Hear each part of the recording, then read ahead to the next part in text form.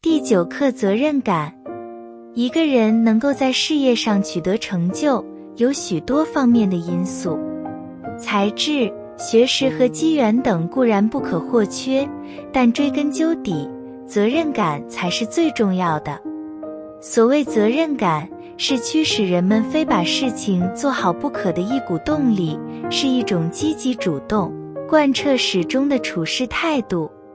俄国作家托尔斯泰说过，一个人若是没有热情，他将一事无成，而热情的基点是责任感。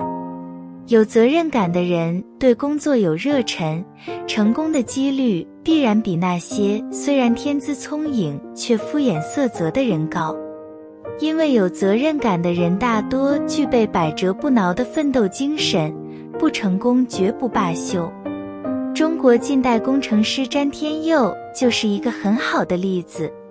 1905年，政府委派他建造京张铁路，他毅然接受这一艰巨的任务。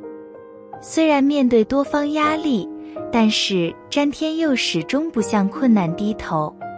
他带领团队不分昼夜的工作，4年后，终于建成第1条由中国人自己修建的铁路。没有责任感会带来什么弊端？如果没有责任感，小则给人带来麻烦，大则耽误工作，以致影响群体的利益。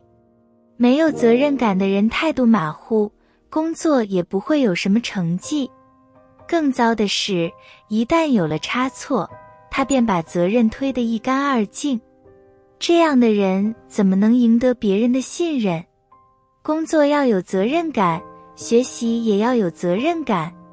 比如在学校里，学生常常分组做专题作业，这时候每个成员都得负起一定的责任，如草拟计划、收集资料、写报告等。如果有人不肯尽职尽责，工作的进度必然受到影响。